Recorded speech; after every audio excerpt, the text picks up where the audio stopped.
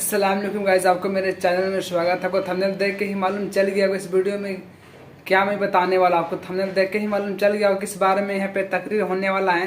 तकरीर को आप शुरू से लेके एंड तक देखेगा, बीच में स्किप नहीं कीजिएगा, तो आपको कुछ भी समझ में नहीं आएगा। जो इस वीडियो पर पहली बार आप आएंगे सब्सक्राइब कर लीजिएगा। सब्सक्राइब करने से क्या हो, जो भी नया वीडियो में डालूंगा आप तक पहुँच जाए। चलिए गाइस, यहाँ पे वीडियो की स्टार्ट, यहाँ पे तकरीर को हम लोग करते हैं।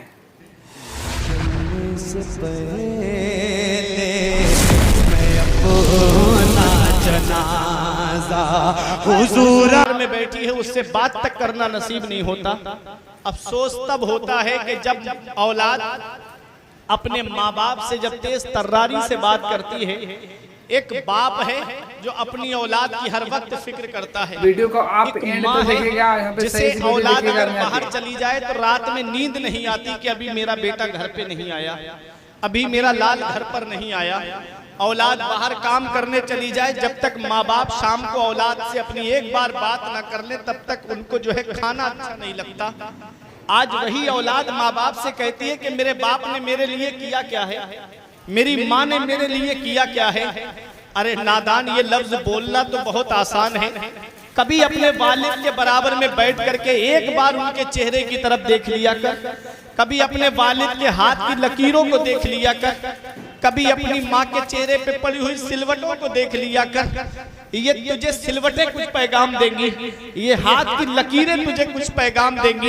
एक दिन मैंने पूछा था अपने अब्बा से, अब्बा मेरे हाथ की लकीरें नजर आ रही हैं, आपके हाथ की लकीरें कहाँ चली गई?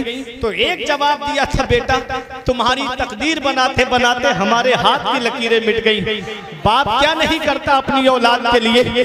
बाप कौन सी कुर्बानी नहीं देता अपनी औलाद के लिए? बाप कौन सी परेशानी नहीं उठाता अपनी औलाद के लिए? कभी तुमको नौजवानों ये लगे कि मेरे वालिद ने मेरे लिए क्या किया है, तो चले जाया करो रात में 2-3 बजे गोंडा की तरफ, गोंडा चौराहे की तरफ चले जाया करो, कभी मनकापुर बस स्टैंड की तरफ चले जाया करो, कभी अंदर रोडवेज की तरफ चले जाया करो या रेलवे स्टेशन की तरफ चले जाया करो। ये रात में 2-2 बजे ऑटो रिक्शा लेके गलियों में चलने वाला ये एक बाप ही तो है।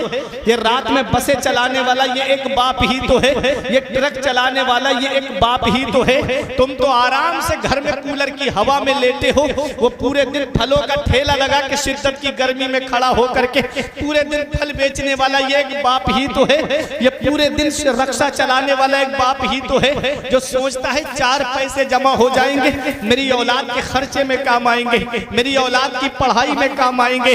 अरे नादान, तुझे क्या पता, ये स्कूल की फीस भरने वाला बाप है, ये कॉलेज की फीसें भरने वाला बाप है, अरे ये कोचिंग की फीसें भरने वाला एक बाप है, ये यूनिवर्सिटी की फीसें भरने वाला एक बाप है।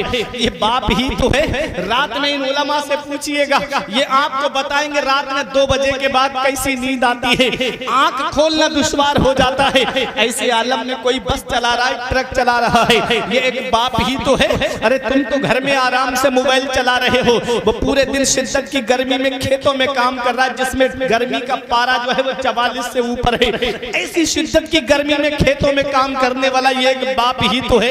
ये दूसरों के घरों में मजदूरी करने वाला एक बाप ही तो है। ये सर पे ईंटें रख के 2-2 मंजिल पे लेकर के चढ़ने वाला ये एक बाप ही तो है।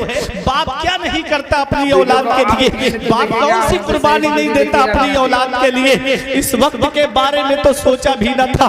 बेटों से ज़ईफी में हुई खत्म रसाई, घर बार तो बांट लिए शौक से फुरकान, हिस्से में किसी के मगर मां नहीं आई।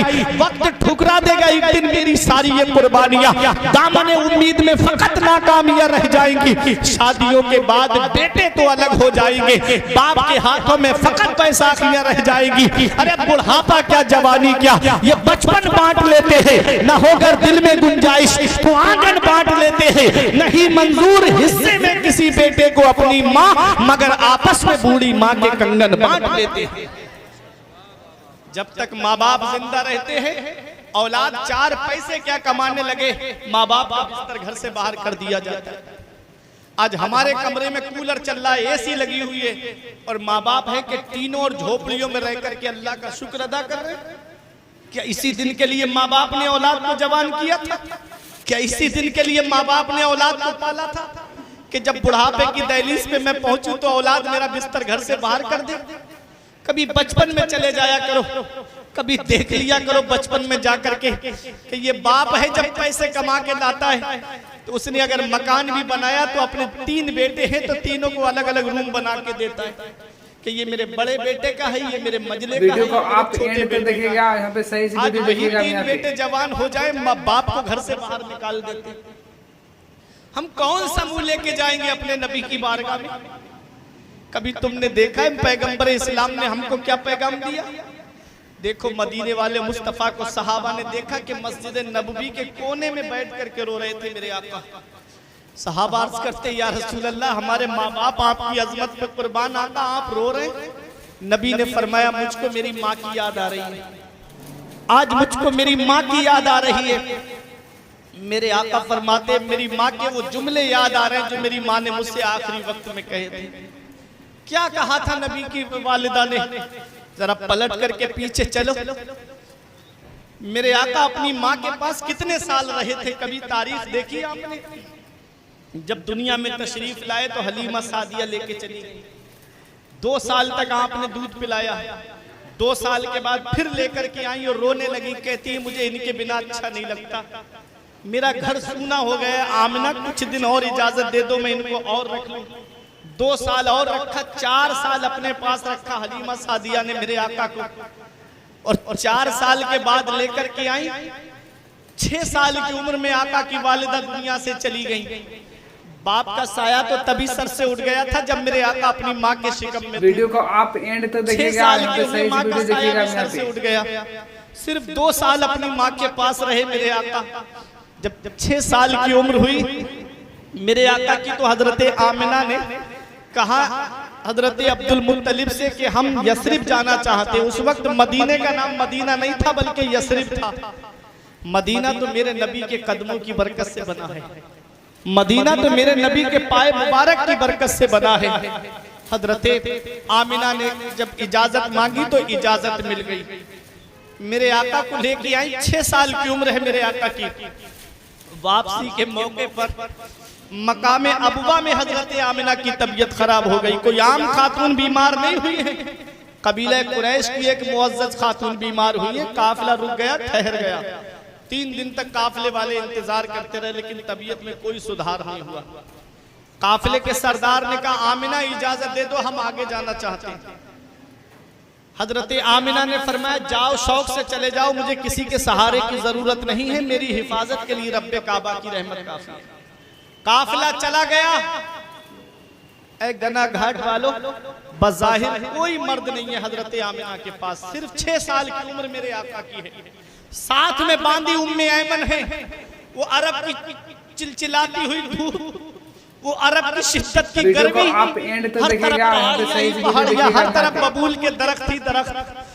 ऐसी शिद्दत की गर्मी में, ऐसे आलम में नबी की वालिदा पे वो वक्त आया जो सब पे आना है, वो टाइम आया जो सब पे आना है, वो लम्हा आया जो सब पे आना है, वो घड़ी आई जो सब पे आनी है, वो साथ आई जो सब पे आनी है। जब जागनी का आलम तारी हुआ, जब देखा नबी ने कि माँ का साया सर से उठने वाला है, तो नबी ने अपनी माँ के सर को अपने मुबारक जानू पे रख लिया। नबी अपनी माँ का सर दबाने लगे। जन्नत की हूरों ने कहा या रसूल अल्लाह, हमें इजाजत दे, हम आपकी माँ की खिदमत करें। तब नबी का किरदार बोल रहा था, नबी का कैरेक्टर बोल रहा था, नबी का अखलाक बोल रहा था, नबी की सीरत बोल रही थी, नबी का उसवा हसना बोल रहा था कि माँ की खिदमत का हक नर्सों नौकरानियों की ड्यूटी लगा के अदा नहीं होता है। माँ की खिदमत का हक तब अदा होता है जब बेटा खुद अपनी माँ की खिदमत करता है। नबी अपनी माँ का सर दबा रहे हैं, नबी की आंखों से आंसू निकले, हजरत आमिना के चेहरे पर गिरे। हजरत आमिना ने आंखें खोल के देखा कि नबी रो रहे हैं। अपना हाथ नबी के चेहरे अनवर पर फेर करके कहा मत रो मेरे लाल, आंसू मत बहा मेरे लाल, मेरे लाल मत रो। तू दुनिया में रोने के लिए नहीं आया है बल्कि रोते हुए को हंसाने के लिए आया है। आंसू मत बहा मेरे लाल, तू दुनिया में आंसू बहाने के लिए नहीं आया है बल्कि बहते हुए आंसुओं को पोंछने के लिए आया है। बच्चे माँ बाप की मौत पर इसलिए रोते हैं कि माँ बाप के बाद में बेसहारा हो जाएंगे।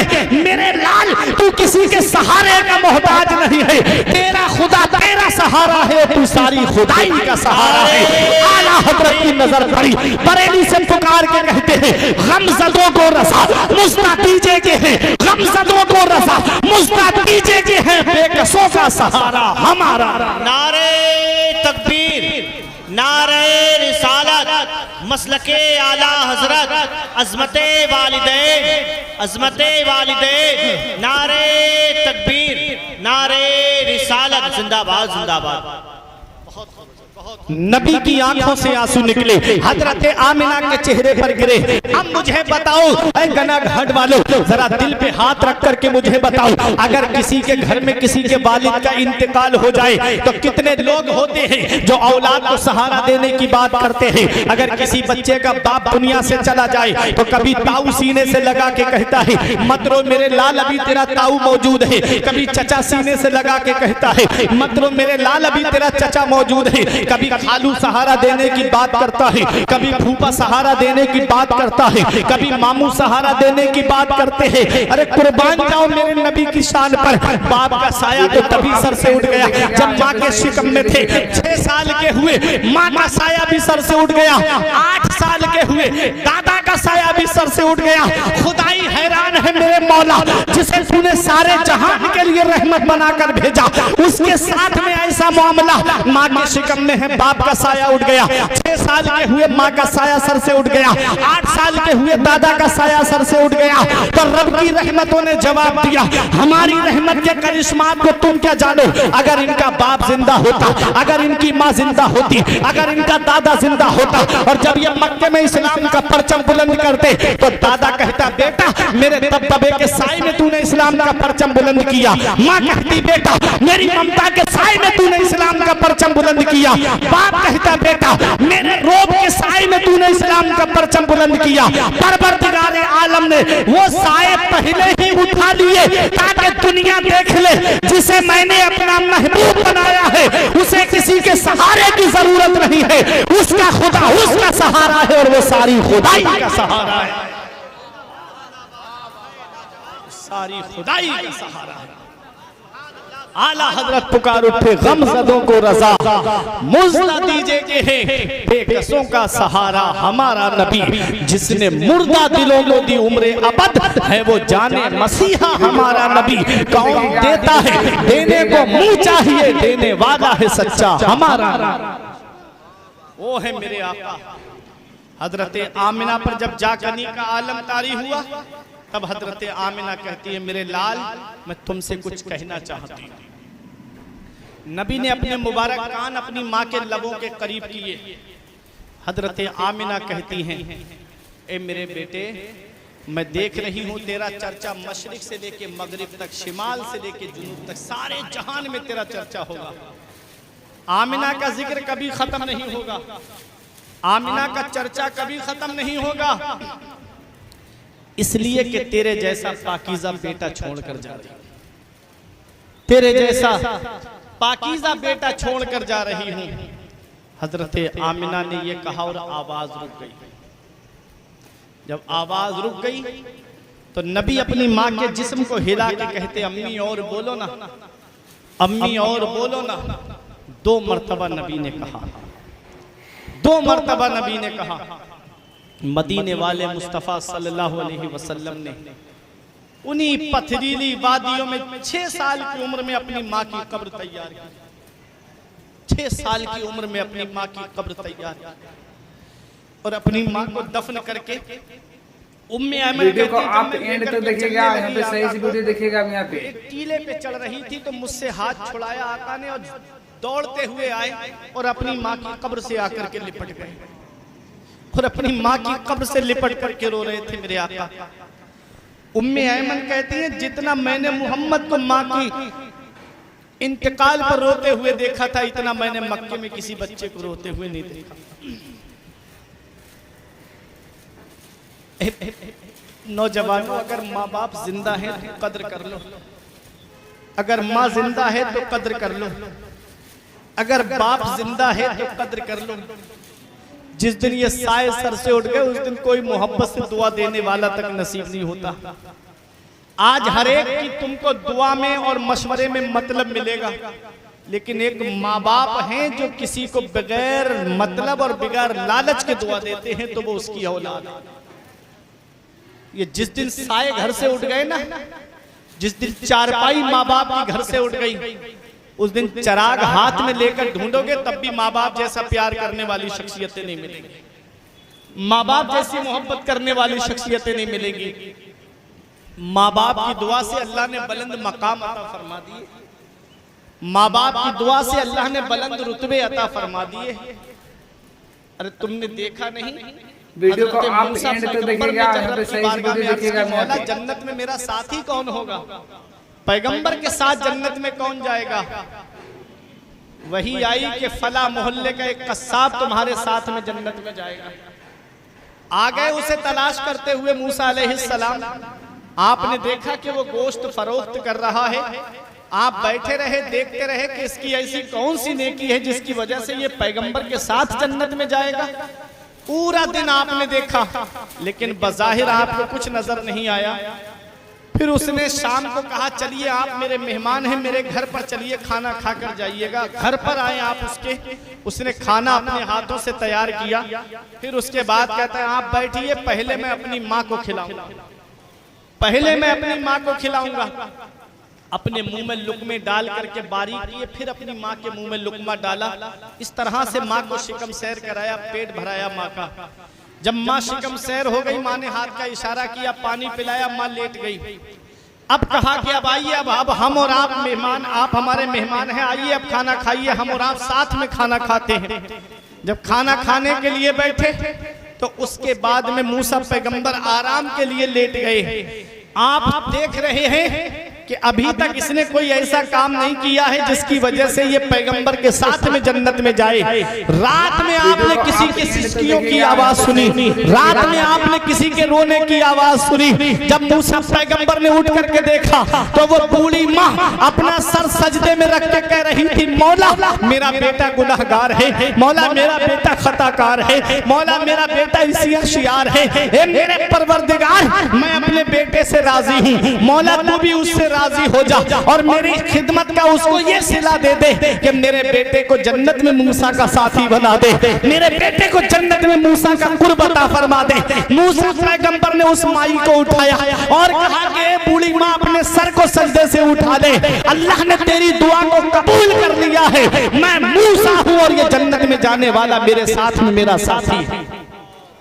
तो ये माँ की दुआ है जो बुलंद मकाम अता फरमा देती है। आओ मैं आपको बताता हुआ चलूं, आपने हजरत इमाम बुखारी का नाम सुना होगा। कौन इमाम बुखारी है? वो हजरत इमाम बुखारी, अल्लाह अकबर। तारीख बताती है कि इमाम बुखारी जो इल्मे हदीस के इमाम बने हैं, इसमें इनकी माँ की दुआएं शामिल हैं, इसमें इनकी माँ की दुआएं शामिल हैं। देखो जरा तारीख उठा करके, माँ ने दुआ की थी, अल्लाह मुझको बेटा अता फरमा दे, ए मेरे मौला मुझको बेटा अता फरमा दे, और बेटा ऐसा कि मौला जो इल्मे हदीस का इमाम हो। अल्लाह अकबर। ये माँ ने दुआ की थी। तड़पता है कोई बच्चा तो माँ का दिल तड़पता है, और जब माँ तड़पती है तो फिर जमजम निकलता है। माँ बाप की दुआएं अल्लाह रद्द नहीं फरमाता है। पैगंबर इस्लाम फरमाते हैं कि नबियों के बाद में सबसे पहले जिसकी दुआ कबूल होती है वो माँ बाप की दुआ है, जो औलाद के हक में दुआ कबूल होती है। जैसे बनी इसराइल के नबियों की दुआ रद्द नहीं होती है, ऐसे ही बूढ़े माँ बाप की दुआ भी रद्द नहीं होती है।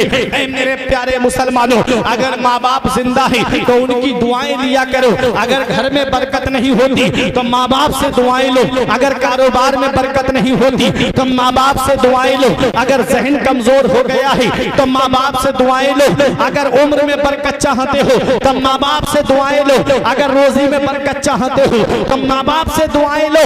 माँ बाप हाथ उठा के दुआ कर देंगे, मेरे सर से मेरी सारी मुसीबत टाल देती है, मेरी माँ मेरे दामन में दुआएं डाल देती है। परेशान हो अंधेरों से तो जाओ माँ के कदमों में, वो जब चाहे मुकद्दर में उजाले डाल देती है। इसलिए माँ बाप की दुआएं लिया करो। माँ बाप की दुआ से अल्लाह तकदीर बदल देता है, अल्लाह किस्मतें बदल देता है। आओ मैं आपको कितने वाकया सुनाऊं। इमाम बुखारी की माँ ने दुआ की थी, मौला मुझको बेटा अता फरमा।